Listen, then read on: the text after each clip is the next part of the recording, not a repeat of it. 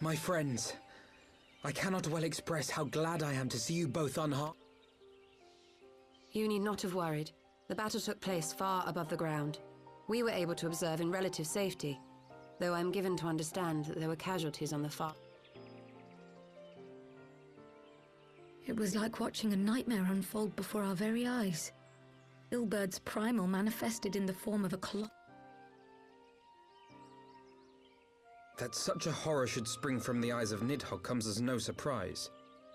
Nor do I wonder at its form. Ilberd all but announced it in the moments prior to... And I am quite certain the abomination would have obliged had it not found itself outmatched by a mega. Gods! I am no stranger to the works of Alag, but even...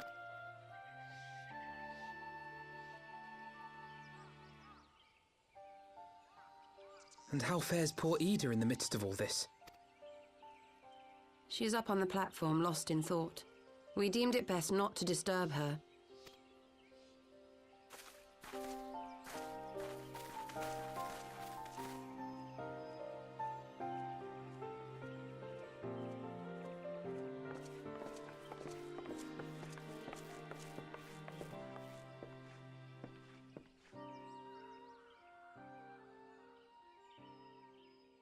The light's gone. It was all we had left of him. Ida. I don't blame anyone. I knew what was going to happen. I knew the spell Papalimo meant to cast would drain away his life force. I knew that...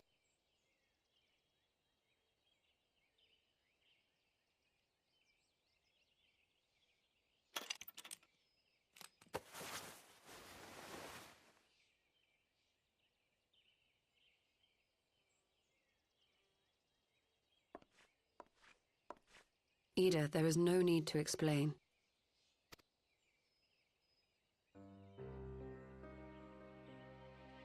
But there is. I can't hide in Papalimo's little shadow anymore, and I shouldn't hide behind my sister's mask. 20 years ago, on the day the Empire marched into Alamigo, I was still just a child, not even 5 summers old. My father had been one of the leaders of the revolution. He had fought to overthrow the Mad King, Theodoric. And my sister had fought alongside him. But she was strong and kind, and always knew what to do. But when the Garleans came, everything changed. My father went to war against them too, and I never saw him again. After that, I remember a lot of running. My sister dragged me for malms and malms until we came to the city of Chartres. That was where she met Master Louis Soir. He introduced her to the Circle of Knowing, and she eventually became an Archon. She was your inspiration. Is that not why you took up her mask and her name? Or did you simply mean to continue what she had started? You've known all along, haven't you? That I wasn't Ida. Of course. We all recognized you at once. 'Twas Papalimo who persuaded us to maintain the charade.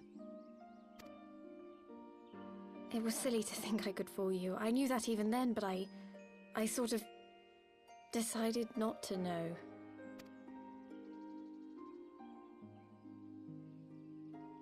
Ida died 6 years ago, on a mission to smuggle refugees out of Alamigo.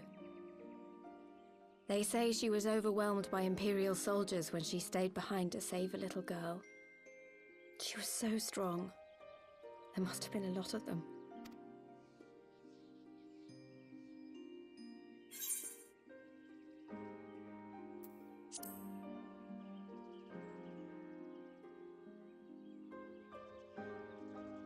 I'm sorry for lying to you. My real name is Lise. When Papalimo brought me Ida's mask, it was meant as a keepsake, but I decided I wanted to be his new partner, to keep alive all the good that she had done.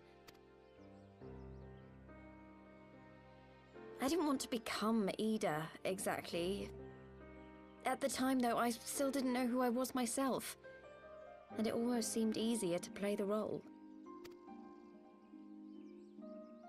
Papalimo agreed to help, of course, but it was never what he wanted for me. He wanted me to walk my own path, and those were his final words to me. The Archon's mark he gave me is faded, and my last excuse along with it.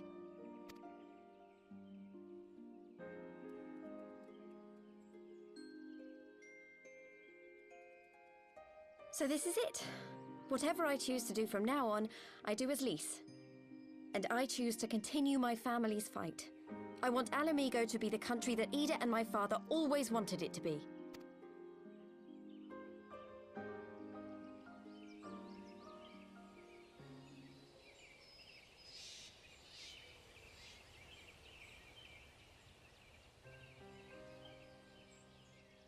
War is upon us once more.